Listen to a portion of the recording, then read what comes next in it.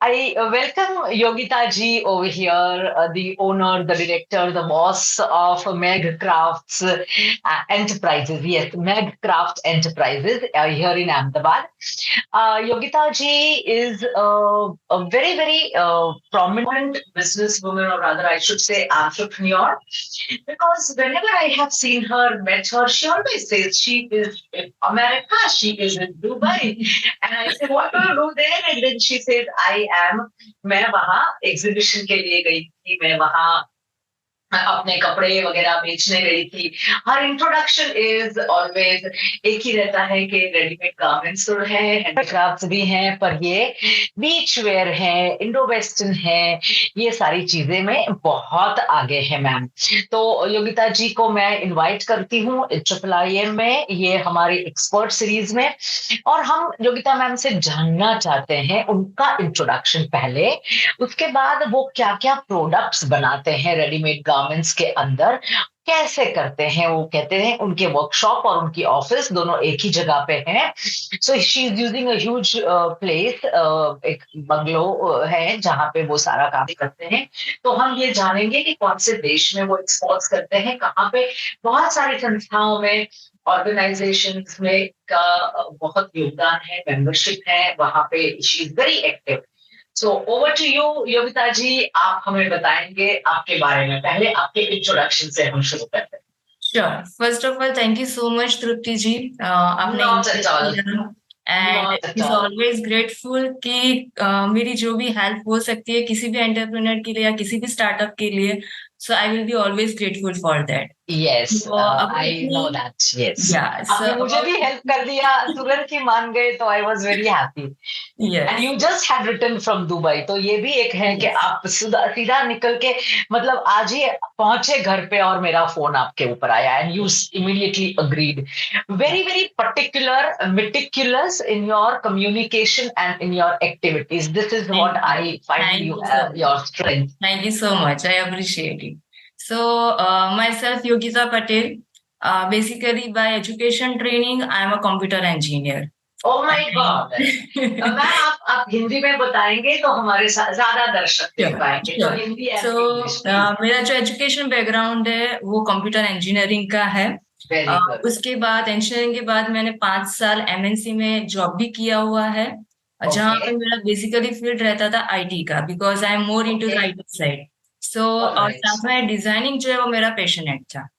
तो उसके बाद 2009 में मेरी शादी हुई, और मेरे जो हस्बैंड है he is also MBA and mechanical engineer. उनको एक्सपोर्ट पे वो जॉब करते थे, सो उनको भी एक्सपोर्ट का काफी अच्छा नॉलेज था।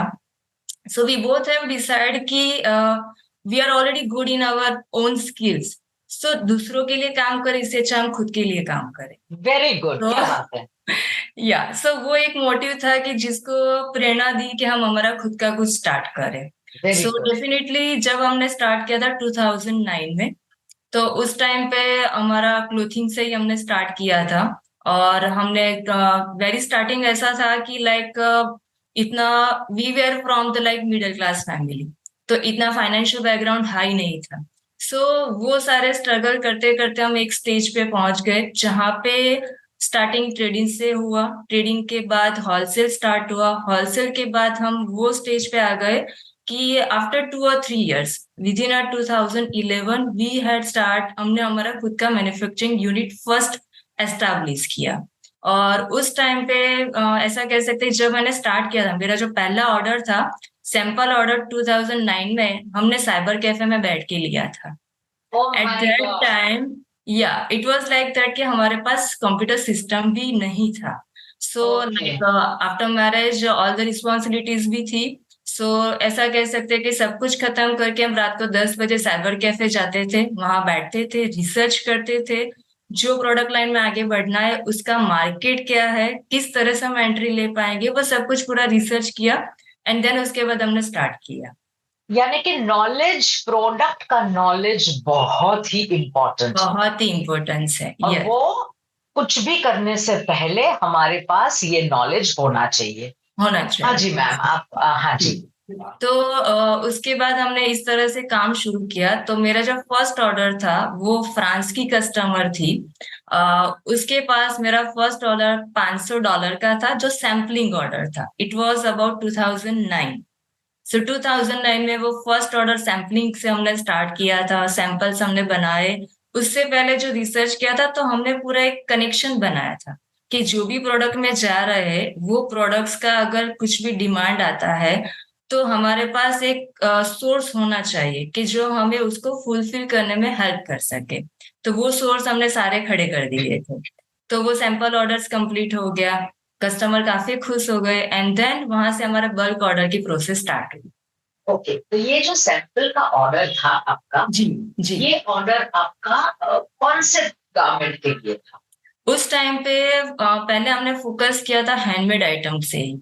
तो वो एक हैंडबैग थी जिसके ऊपर उन्होंने पूरा बीड वर्क करवाया था, और वो भी ओके उनको कस्टमाइज चाहिए था कि अपने साइज के हिसाब से। हमारे ओके सैंपल की तो साइज थी, but it was like big bag, but she was looking for small bag. तो उसको पूरा कस्टमाइज करके हमने दिया था।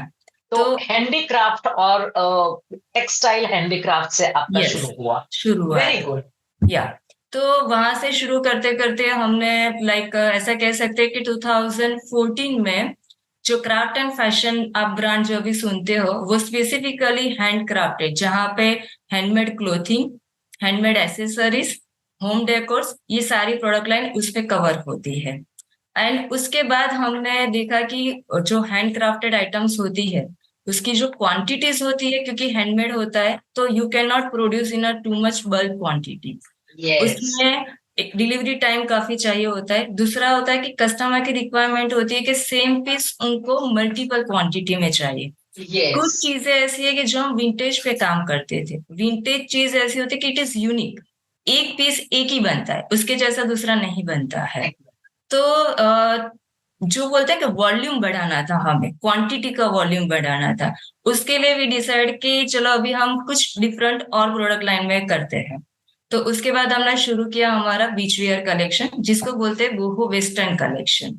जो बेसिकली, या बोहो वेस्टर्न, जो समर कलेक्शन बोला जाता है। और वो ऑलराइट। मेनली, या और वो जो है वो मेनली होता है इंटरनेशनल मार्केट के लिए ही, जो इंडिया में सुटेबल नहीं। तो वो प्रोडक्ट से हमने स्टार्ट किया। पहली रिक्वायरमेंट कस्टमर खुद लेके आए थे कि आप ऐसा बना सकते हो, मुझे इस टाइप की आइटम्स चाहिए। तो हमने उसका भी रिसर्च शुरू किया, उसके सोर्सेस मिल गए। तो वो जो वेस्टर्न वेयर कलेक्शन है, उसको हमने बेले ब्रांड से स्टार्टअप किया। और उसका एस्टेब्लिश इतना हुआ कि अभी वी हैव प्रोडक्शन कैपेसिटी, जिसमें हम मंथली 45,000 to 50,000 पीसेस बना सकते हैं। Oh wow. यस। और मैंने आपकी वेबसाइट देखी मैम, और उसके अंदर मैंने देखा कि ये जो बीच वेयर है या मोहो वेस्टर्न है जो आपका प्रोडक्ट है, जी। दे आर साइजलेस, यानी कि फ्री किसी साइज। को भी फिट, हाँ फ्री साइज। यस, तो ये एक बहुत बड़ी चीज है, क्योंकि ये फ्री साइज होने से आपको कोई कस्टमाइजेशन ना ही एग्जैक्टली करना पड़े। एग्जैक्टली। एंड तो दिस वही था, सेल्स। हाँ। जो प्रोडक्ट का बोलते हैं ना कि प्रोडक्ट रिसर्च, तो प्रोडक्ट रिसर्च हमें उसी तरह से करना था कि एक साइज बने, ताकि एक तो प्रोडक्शन में प्रॉब्लम ना आए। हाँ जी। क्योंकि अगर आप मल्टीपल साइजेस प्रोवाइड करते हो, तो आपको हर एक की उतनी क्वांटिटी मैनेज करना होता है। Plus country wise size chart different होता है। डिफरेंट होता है, UK size yes. Different, US size different, आप मिडल ईस्टर्न जाओ वो size different. But free size can be fit anywhere. Okay. तो वो एक आपका बोलते हैं ना कि उसमें आपको इतना ज्यादा प्रॉब्लम क्रिएट नहीं होगा। और प्लस, आप, या और उसके या मल्टीपल वेरिएंट आप क्रिएट कर सकते हो। तो वो एक बेनिफिट था, तो ये प्रोडक्ट लाइन को शुरू करने का। तो जाता कि स्लिम से लेके चाहे ट्रिपल एक्सेल तक के हो या 5 एक्सेल तक के हो, वो भी कवर हो जाते हैं। All right.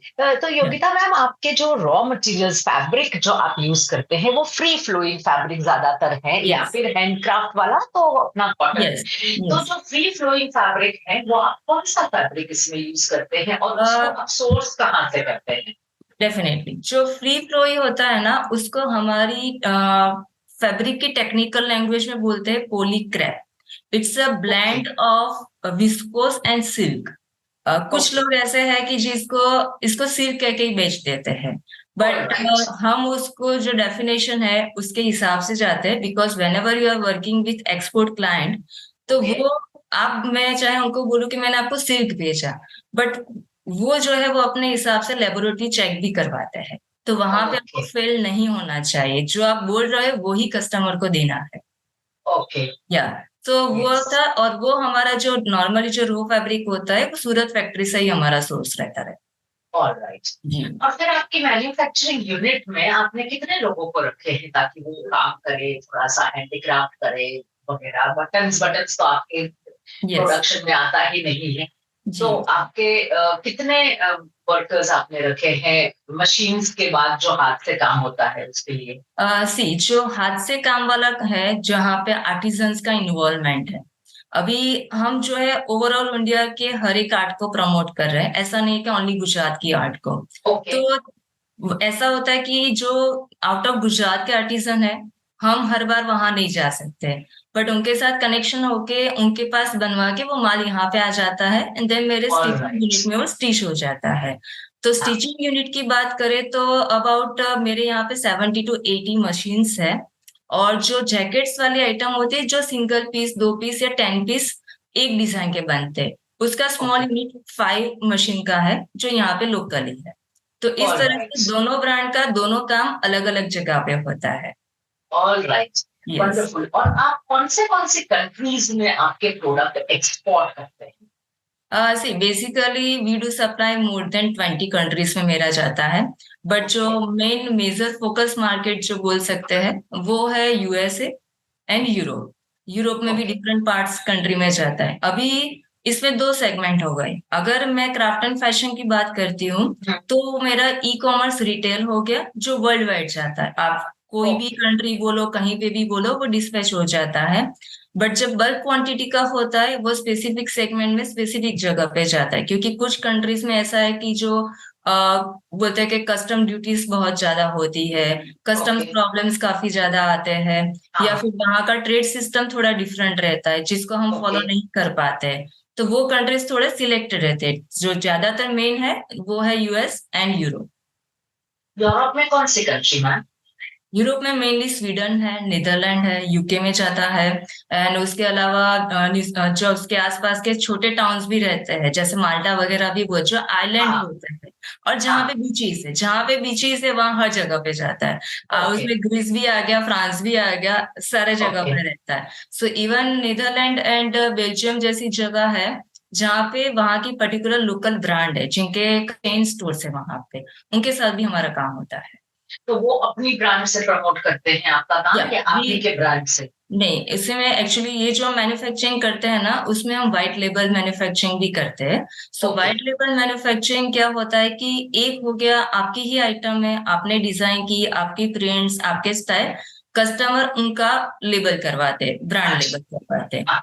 दूसरा व्हाइट लेबलिंग ये होता है कि हमारी प्रिंट्स, फैब्रिक वगैरह, बट उसपे थोड़ा बहुत कस्टमर का कस्टमाइजेशन रहता है, कि सपोज उनको ये यहाँ नहीं चाहिए, वो वहां चाहिए, वी नेक की जगह राउंड नेक करना है, आगे स्ट्रिंग करना है, तो वो भी अंडर वाइट लेबल आ जाता है।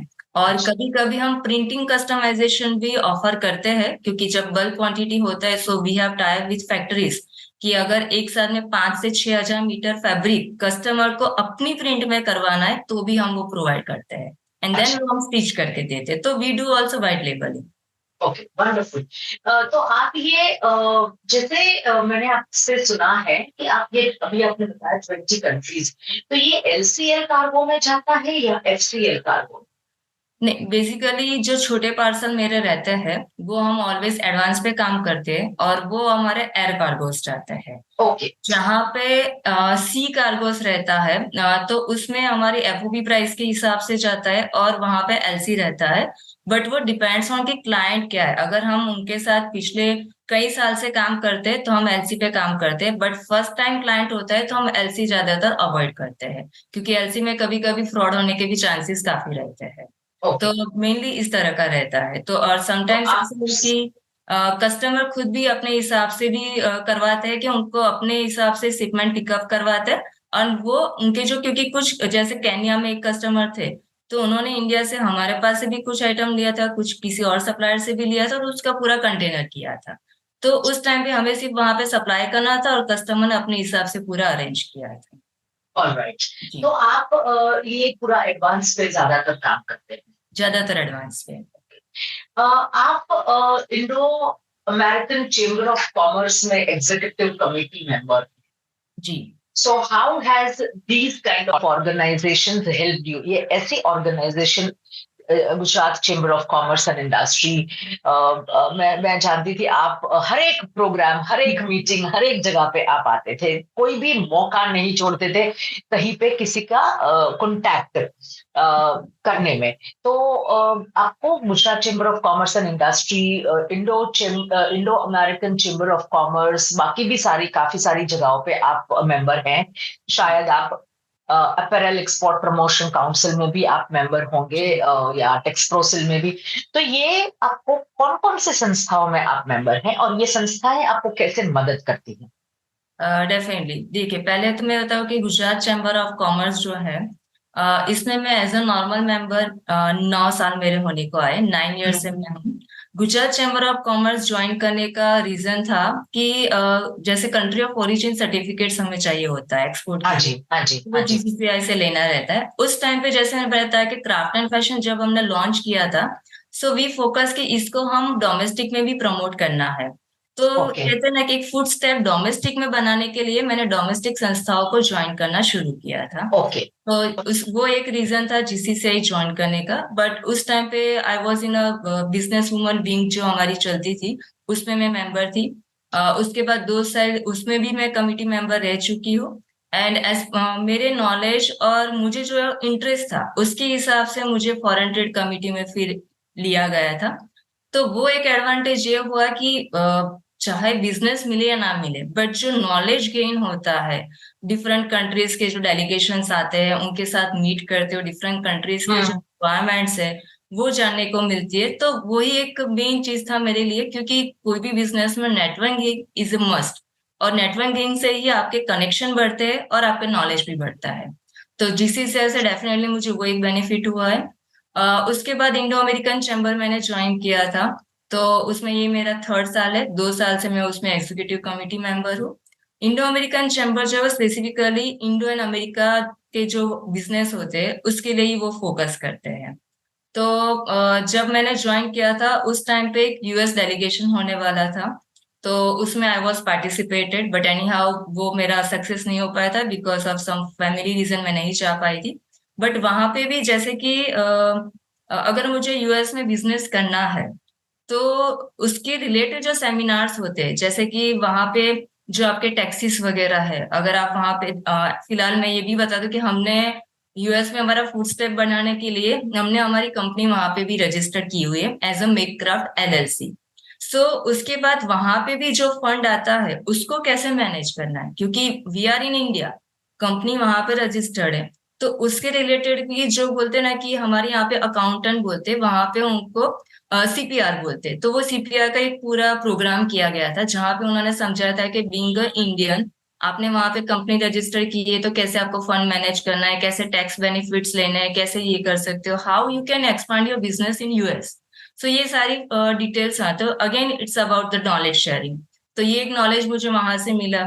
या वेरी गुड। दूसरा ये था कि डेलीगेशन की वजह से I got my US visa also because of IACC. So वो एक मेरा प्लस बेनिफिट था कि वो मुझे काफी एडवांटेज हुआ। उसके बाद I am also associated with AEPC. AEPC it's April export promotional council. Yes, तो जितने यस। भी अप्रैल एक्सपोर्टर है वो मोस्टली कहीं ना कहीं पे एईपीसी के पार्टिसिपेंट होते ही है। ओके। हाँ। उससे बेनिफिट क्या होता है कि एईपीसी जब भी इंटरनेशनल या डोमेस्टिक जो भी ट्रेड फेयर करते हैं उसमें आपको एमएसएमई की सब्सिडी मिलती है। तो उसमें आपको जो स्टॉल चार्जेस है या आपके जो एक्सपेंसेस है, मतलब कि एग्जांपल के तौर पे अगर यूएस में मैंने जो एग्जीबिशन किया था उसका नॉर्मल चार्जेस थे 6.5 लाख रुपए स्टॉल का। जो मैं ओके। एईपीसी के थ्रू मैंने किया तो वो मुझे पड़ा 4.5 लाख का। So alright.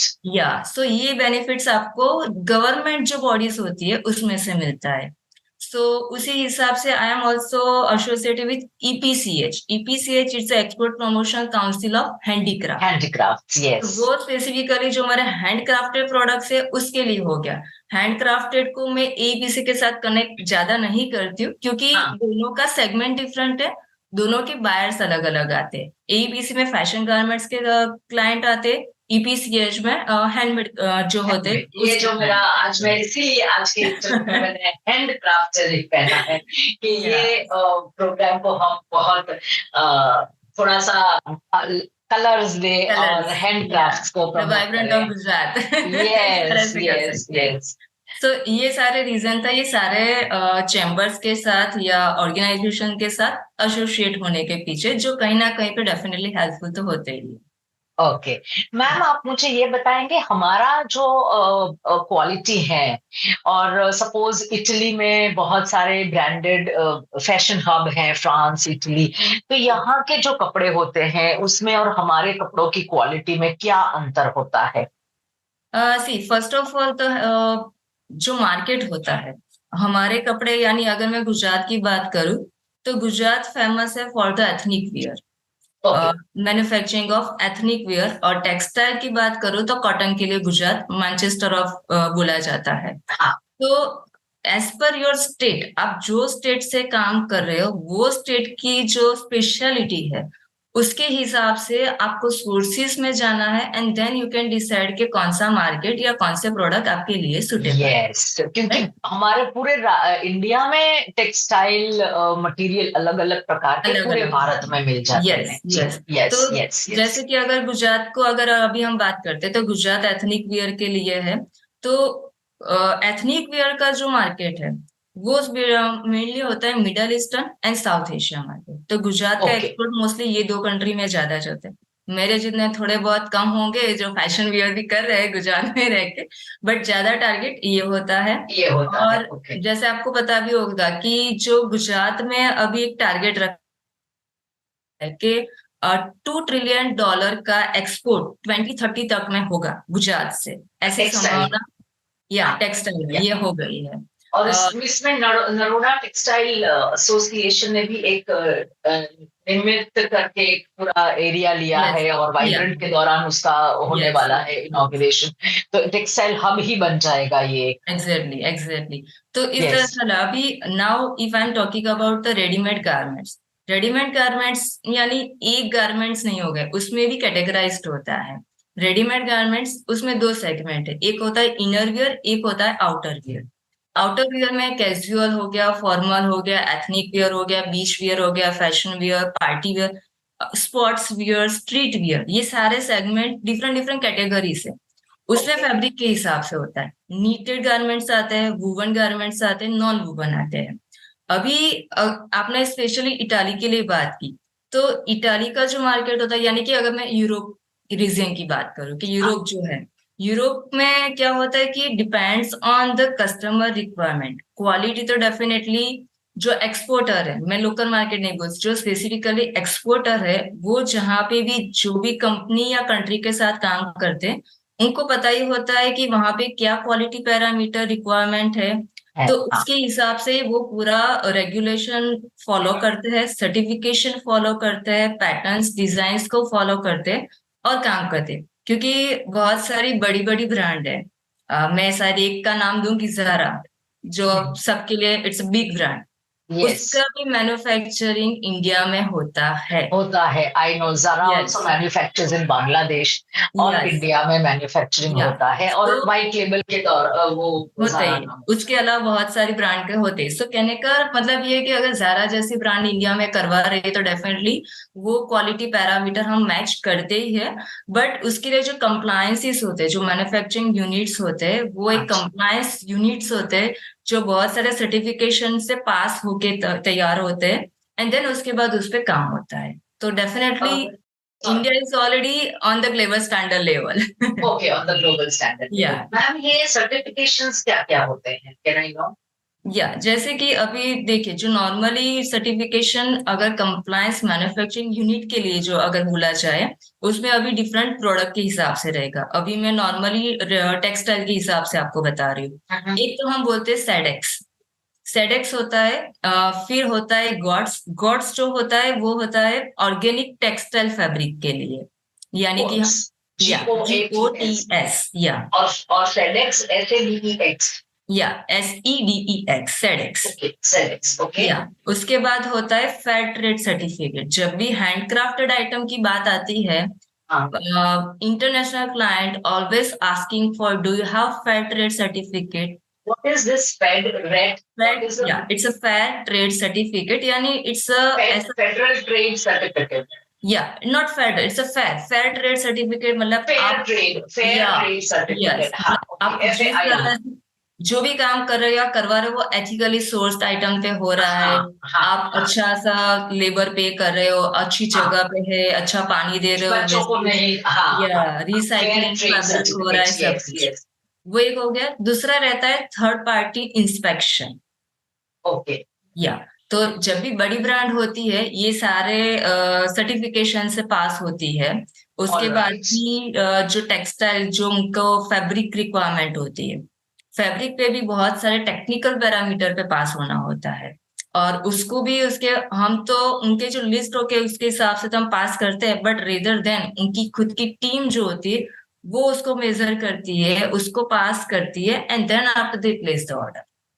तो ये पूरा प्रोसेस होता है। तो उसमें फैब्रिक में कौन से एक दो अगर आप बता सके पैरामीटर्स क्वालिटी के जो वो चेक करते हैं? जैसे कि अगर से एग्जांपल अगर हम कॉटन की बात करते हैं, वो कॉटन में कॉटन ब्लेंड भी आता है। ब्लेंड यानी कि पॉलिस्टर कॉटन हो गया, विस्कोस कॉटन हो गया, रेयन कॉटन। तो किस टाइप का ब्लेंड है, कितने GSM का है, क्या थ्रेड, मतलब क्या थ्रेड है, उसके कुछ थ्रेड काउंट भी होता है, या थ्रेड काउंट होता है। तो ये थोड़े बहुत पैरामीटर्स रहते हैं। उसके बाद जो डाइंग होती है, अगर कि वो फैब्रिक कलर करना, ये हो गया रो की बात। उसके बाद जो उसकी डाइंग होती है, वो डाइंग प्रोसेस में भी क्या क्या पैरामीटर्स है वो सारे भी होते हैं, क्योंकि स्किन इफेक्टिव नहीं होना चाहिए, स्किन प्रॉब्लमेटिक क्रिएट नहीं करना चाहिए, वो सारे पैरामीटर्स भी होते हैं। उतरना नहीं चाहिए, कलर निकलना नहीं चाहिए, ये सारे। तो ये सारे पैरामीटर्स उसको पास करने पड़ते हैं। जी जी। All right, wonderful, ma'am.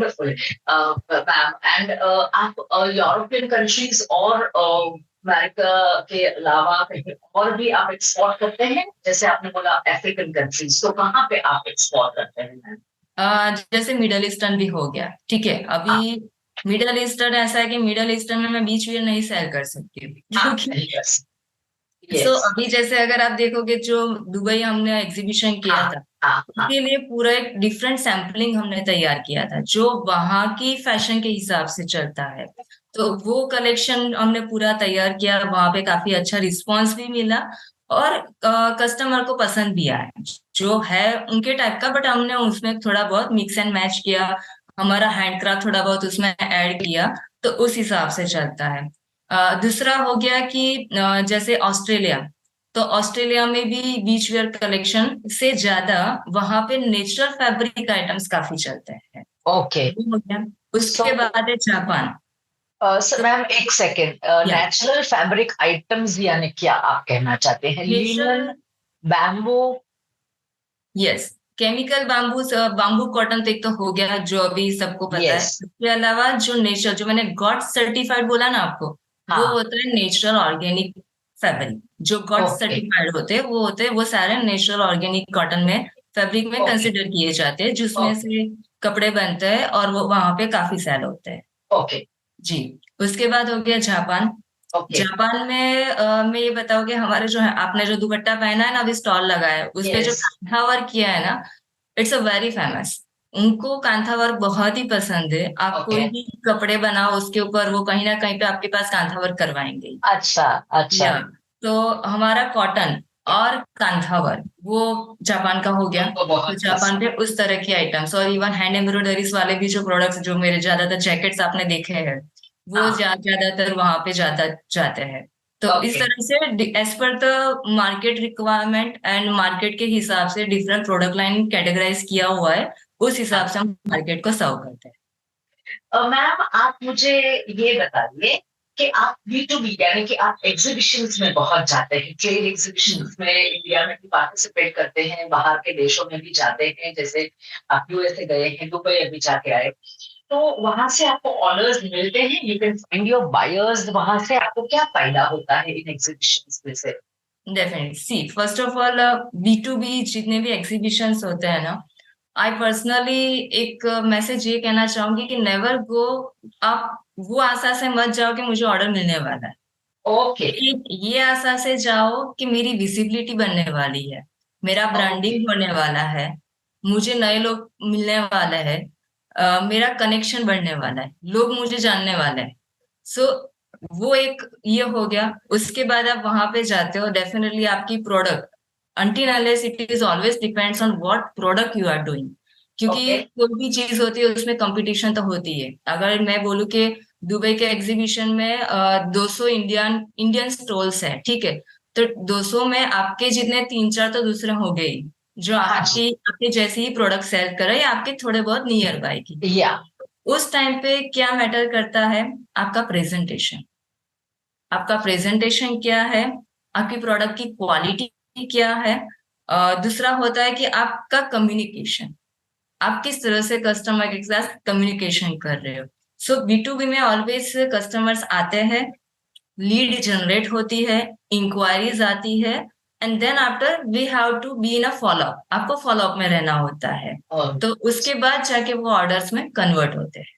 So this is about B2B exhibition. Okay ma'am, and में आपको इतना पूछना चाहूंगी कि हमारे बहुत सारे एक्सपोर्टर्स हैं, बहुत एंथुजियास्टिक हैं ये, और उनको अगर टेक्सटाइल, एपरल, रेडीमेड गारमेंट्स में अगर जाना है, आप क्या एडवाइस करोगे? उनके पास मैन्युफैक्चरिंग हो या ना हो, तो आप क्या एडवाइस करोगे उनके लिए? कुछ मैसेज आप दीजिए please.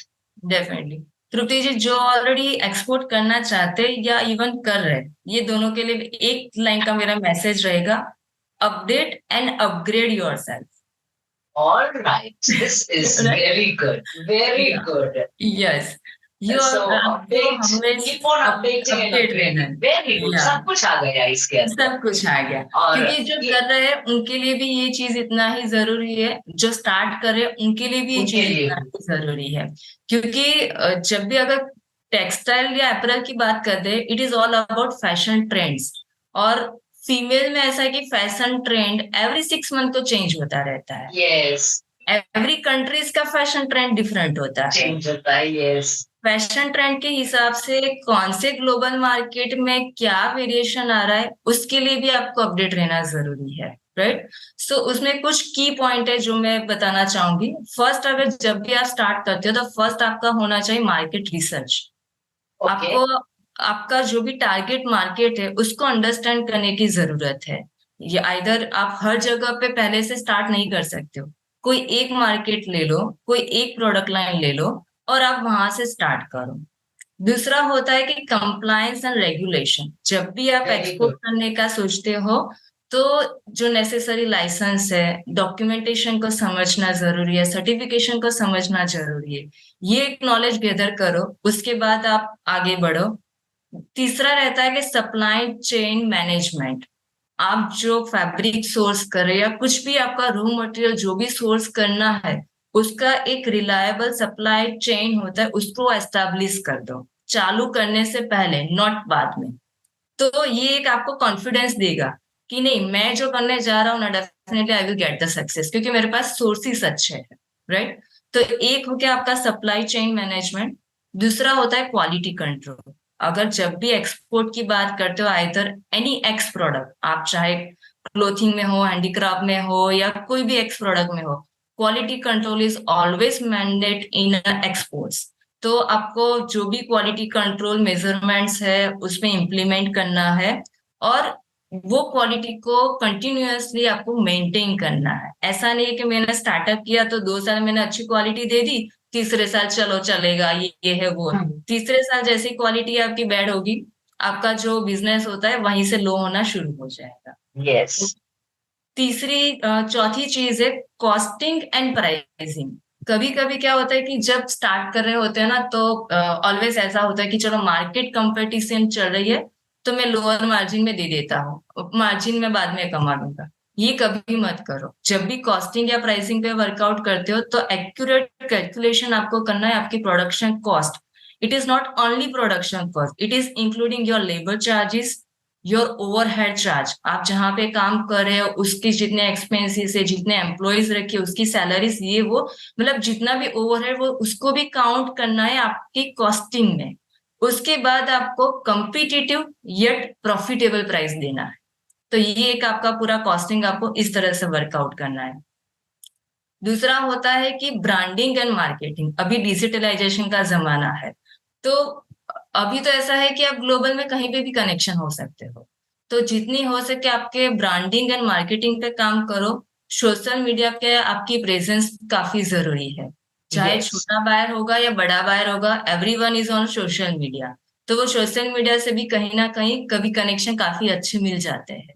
That is my personal experience also, कि वो Yes, काफी yes. काम करता है। ठीक है, जब भी चालू करते हो उसके बाद जरूरी होता है global awareness and data analysis. Global awareness इसलिए जरूरी है कि आपको ऑलवेज इंटरनेशनल मार्केट जो भी है, चाहे आप एक मार्केट पे काम कर रहे हो ग्लोबली काम कर रहे हो, उसका इकोनॉमिक ट्रेंड क्या चल रहा है उस पे आपकी आईज ऑलवेज रहनी चाहिए। ये हो गया अपने आप को अपडेट करने का। उसके बाद जो टेक्नोलॉजीज अभी आती है, जैसे अगर मशीनरीज की, अगर मैं स्टिचिंग की भी बात करूँ, स्टिचिंग में भी मशीनरीज ऐड होती है, फैब्रिक में भी जो होती है different varieties of fabrics add होते हैं। तो उसको भी मुझे समझना पड़ेगा और अपग्रेड होना पड़ेगा। अगर जैसे कि ऐसा होता है कि मैं अभी कॉटन पे काम कर रही हूँ, तो I am very like in my comfort zone कि मुझे कॉटन से आगे नहीं जाना है, बट कॉटन का मार्केट ही नहीं रहेंगे तो क्या करेंगे। तो उसके हिसाब से आपको जितनी भी डिफरेंट डिफरेंट होती है वो प्रोडक्ट लाइन पे भी ध्यान हाथ देना बढ़ाना है। जरूरी है। तो वो, और दूसरा होता है डेटा एनालिसिस। डेटा एनालिसिस यानी ऑनलाइन अभी बहुत सारे डेटास अवेलेबल होते हैं, where you can get an idea कि कौन सी कंट्रीज में कौन से प्रोडक्ट पे कितना अभी हो रहा है, क्या उसकी डिमांड हो रही है, तो उसको भी शॉर्टलिस्ट करके आप अपना मार्केट क्रिएट कर सकते हो। तो वो एक डेटा एनालिसिस भी बहुत ही जरूरी है। उसके बाद होता है कस्टमर फीडबैक। हम कभी कभी क्या होता है कि ओके कस्टमर बोल रहा मिल गया अच्छा है, बट समटाइम्स कस्टमर फीडबैक भी हमें काफी हेल्प करता है to identify area of improvement. कहाँ पे हमें इम्प्रूवमेंट की ज्यादा जरूरत है वो कभी कभी हमें कस्टमर ही सिखा देते हैं कि आपको ये हाँ, करोगे तो अच्छा रहेगा, ये करोगे yes. तो बेटर रहेगा। और एक कस्टमर एक्सपीरियंस भी बढ़ेगा और एक कम्युनिकेशन और रिलेशनशिप बिल्ड होगी। Relationship, yes, right. yes. अभी होता है कि दूसरा, आपने बताया कि मैन्युफैक्चरिंग यूनिट, राइट। सो मेरी एडवाइस ये रहेगी कि हाँ, जिसके पास अच्छा फाइनेंशियल बैकग्राउंड है वो इन हाउस प्रोडक्शन स्टार्ट कर सकते हैं as on your risk, but check करने के बाद। जिसके पास बैकअप नहीं है फाइनेंस का, आई पर्सनली से कि आप पहले ट्रेडिंग से स्टार्ट करो। थोड़ा बहुत लगता है कि नहीं अभी इसमें मैं आगे बढ़ पाऊंगा, तो कॉन्ट्रैक्ट मैन्युफैक्चरिंग भी होता है। You can go with contract manufacturing also, जहां पे आप जो क्वांटिटी जैसे भी करवाना चाहते हो वो सब कुछ होता है, बस आपको वो सोर्सेस ढूंढने रहते हैं। सो वो हो गया। एक बार 2-3 साल दे दो आपके बिजनेस को, उसके बाद आपको खुद को कॉन्फिडेंस आ जाएगा कि ना, now this is my stage, कि मैं अभी यहाँ से आगे बढ़ सकता हूँ और इसको ज्यादा एक्सपांड कर सकता हूँ, कर जहाँ सकता हूँ। जिसमें मुझे लॉस भी नहीं होने वाला है और मुझे सक्सेस मिलेगी। Then you can go with your in house production facilities. या यानी कि बी फोकस्ड या and do not move from your vision. Yes ये दो चीजें हैं यस, जो वो आपको विजन में एक चीज फोकस्ड मैं रहना ये है। भी कहना चाहूंगी, अभी यंगस्टर्स का जो मैं देख रही हूँ उसके हिसाब से कभी कभी क्या होता है कि जैसे कि दो फ्रेंड है, एक फ्रेंड एक्सपोर्ट कर रहा है, दूसरा देखता है कि ओ ये एक्सपोर्ट में काफी अच्छा कर रहा है, काफी कमा रहा है, चलो मैं भी एक्सपोर्ट चालू कर दूं। तो ये उस तरह से नहीं होना चाहिए, ये आपका खुद का डेडिकेशन होना चाहिए कि नहीं मुझे ये करना है और ये मार्केट में जाना है और मुझे आगे इसमें काम करना है। Not just to compete with others, but others, compete with yes, yourself, कि यस। आपको क्या करना है। That is the main thing, कि वो आपको काफी आगे तक ले जाएगी। अदरवाइज वो 2-3 साल चलेगा and then again back to work. Yeah. तो वो सब कुछ So, yes, so I liked it. I'll sum it up saying that update and upgrade yourself. That है। is yes the key point. Yes, बहुत बहुत शुक्रिया आपका योगिता जी, थैंक बहुत यू सो बहुत मच। शुक्रिया शुक्रिया। बहुत ही अच्छी तरह से आपने हमारे ये प्रोग्राम को एक्सप्लेन किया. हमारे स्टूडेंट्स, हमारे व्यूअर्स को जरूर से बहुत अच्छा लगेगा. Thank you so much on behalf of Triple I. Thank you so much. So much. Yes. Thank you.